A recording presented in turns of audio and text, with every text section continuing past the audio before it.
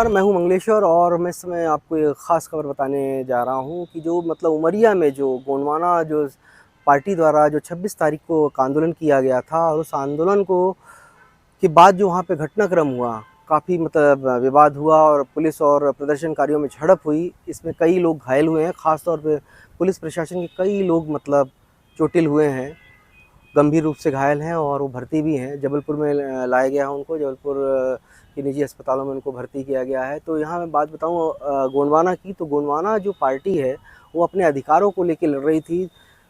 वो लड़ इसलिए रही थी कि वहाँ पर जो ट्राइबल मिनिस्टर हैं मीना सिंह, मध्य प्रदेश शासन में आदिम जाति कल्याण मंत्री हैं, उन्होंने तकरीबन बताया जाता है कि 100 करोड़ रुपए का घोटाला किया है। और 100 करोड़ रुपए का घोटाला तो सिर्फ बताया जाता है कि उमरिया ज़िले में है, लेकिन अगर मध्य प्रदेश की बात की जाए तो मध्य प्रदेश में काफ़ी ये बड़ा घोटाला है, ऐसा गोंडवाना पार्टी के लोगों का कहना है। तो इसी मतलब जो मीणा सिंह जो मंत्री हैं, उसके खिलाफ ये आंदोलन लगातार कई दिनों से चल रहा है। उनका जो मानपुर विधानसभा है वहाँ पर भी हुआ और उसके बाद फिर ये उमरिया में था। पहले से घोषित मतलब ये धरना प्रदर्शन था। इसके बाद मतलब ये घटनाक्रम हुआ है अचानक, तो वो बड़ा ही भीभत्स था क्योंकि इतनी बड़ी तादाद में वहाँ पर मतलब गोंडवाना गणतंत्र पार्टी के लोग इकट्ठा हो गए।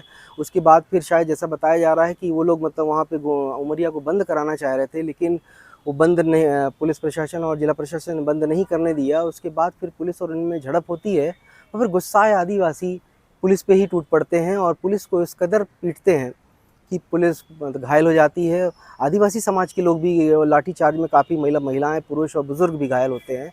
इसके बाद मतलब जो अगली रणनीति बनती है कि सभी जगह पे गोंडवाना पार्टी के लोग अब आंदोलन कर रहे हैं और कहीं न कहीं पुलिस की जो बर्बरता थी उसके खिलाफ वो आंदोलन कर रहे हैं। और इस घटना के बाद मतलब गोंडवाना पार्टी के तकरीबन 40 से ज़्यादा लोगों को गिरफ्तार किया गया है। और इसमें जो मुख्य मतलब जो नेता थे राधेश्याम काकोड़िया, जो मध्य प्रदेश के प्रवक्ता हैं गोंडवाना पार्टी के, और उन्हीं के नेतृत्व में इतना बड़ा आंदोलन हो रहा था, उनको भी अरेस्ट कर लिया गया है। तो गोंडवाना पार्टी के लोग काफ़ी गुस्साए हुए हैं और शासन और प्रशासन पे भी उनकी नाराज़गी है। और ये घटनाक्रम होने के बाद जो आदिवासी समाज के मतलब इतने बड़े नेता हैं, भारतीय जनता पार्टी के सीनियर लीडर हैं, आदिवासी समाज से आते हैं और मंत्री भी हैं इस समय, केंद्रीय मंत्री, लेकिन इस बार उनको निवास से विधानसभा का टिकट दिया गया है। वो हैं फग्गन सिंह कुलस्ते। फग्गन सिंह कुलस्ते का जबलपुर में एक विचित्र ही बयान आता है जिसमें वो प्रदर्शनकारियों को उग्रवादी कहकर संबोधित करते हैं। तो ये उग्रवादी शब्द आदिवासी समाज के लिए और भी मतलब बड़ा मतलब पीड़ादायक हो जाता है और वो आदिवासी समाज अब कुलस्ते का भी मतलब प्रतिकार कर रहा है और आदिवासी समाज उससे काफ़ी नाराज़ है। आदिवासी समाज का ये भी कहना है कि अगर उनसे माफ़ी आदिवासी समाज से नहीं मांगते हैं तो इस बार का जो चुनाव है उनको निकालना बड़ा मुश्किल होगा।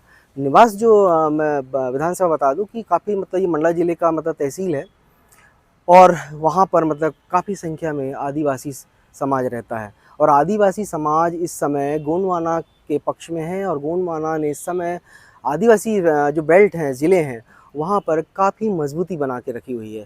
तो कुल मिला के इस बार के जो चुनाव हैं काफ़ी मतलब गहमा-गहमी वाले होने वाले हैं और बड़ी-बड़ी पार्टियों के लिए भी इस बार मतलब लोहे के चने चबाने जैसी वाली स्थिति इस बार बनने वाली है, क्योंकि इस बार का चुनाव जो है वो चुनाव जनता की सहूलियतें और ज़रूरतों को देख के देखा जा रहा है। लेकिन जो जैसे पार्टियां बड़ी-बड़ी घोषणाएं करती हैं कि हमने इस समाज के लिए, इस वर्ग के लिए इतना कुछ किया है, लेकिन अगर ज़मीनी स्तर पे देखा जाए तो कुछ भी नहीं दिखेगा। अभी मैं फ़िलहाल एक बरगी के पास ही एक आदिवासी मतलब छोटा सा गाँव है, वहाँ पर गया था। बरगी से लगभग 10 से 15 किलोमीटर की दूरी पर वो गाँव है। रोड तो बनी है लेकिन वहाँ पर आवागमन का साधन भी नहीं, एक भी ट्रांसपोर्ट का कोई भी चीज़ें नहीं है। किसी गांव के व्यक्ति को अगर कोई ऐसी बीमारी हो जाए, कुछ हो जाए, तो उसको या तो अपने पर्सनल वाहन से आना पड़ता है या फिर गाड़ियां बुलानी पड़ती हैं।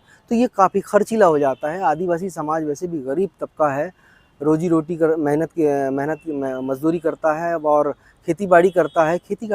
बाड़ी में भी उनको कुछ नहीं मिल पाता ज़्यादा, क्योंकि ख़ास तौर पे अगर बरगी क्षेत्र की बात करें तो बरगी की काफ़ी मतलब ज़मीनें जो आदिवासियों की है वो दूसरे समाज के लोगों के कब्ज़े में है। मतलब कब्ज़े में मतलब ऐसा कि गिरवी है और यहाँ तक कि लोगों ने ख़रीद के रखी हुई है। तो इसमें पिछले बार काफ़ी मतलब चीज़ें भी आई सामने कि मतलब अधिकारियों ने की मिलीभगत से ही सारा काम हुआ है।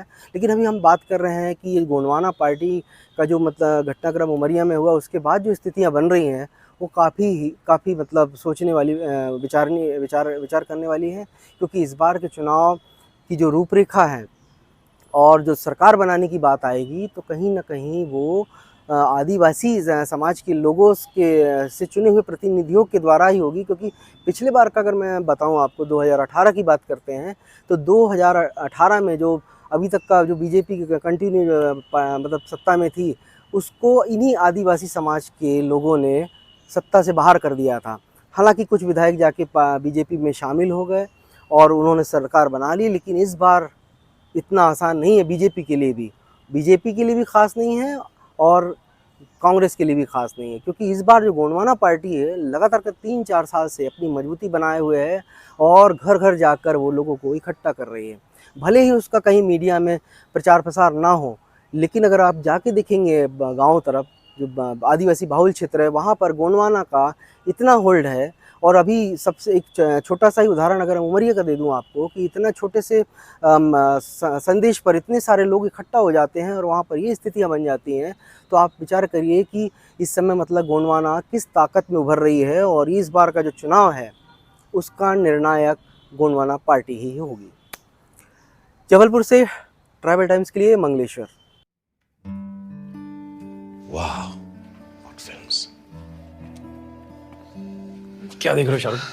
कुछ नहीं सर, बस ये Ranbir Kapoor in as Sanju, Aamir as PK, Sanju of course as Munna Bhai MBBS। वाह सर, कमाल है सर। सर मेरे लिए भी कुछ ऐसा है क्या? सर एक है स्क्रिप्ट मेरे पास। रियली? कॉमेडी है? बहुत है। इमोशन है? वो भी है। रोमांस है सर? है सर, पर ये वाला एक्शन ना अवॉइड करिएगा। ये अरे हाथ ही काट लूंगा मैं। गए सर, आप बोलो तो। नाम क्या है सर? डंकी। डोंकी? डोंकी नहीं शाहरुख, डंकी। मैं समझा donkey. Dunki Dunki in an ass मतलब सर डोंकी। पता नहीं क्या बना रही है, जो भी है ले लो ले लो।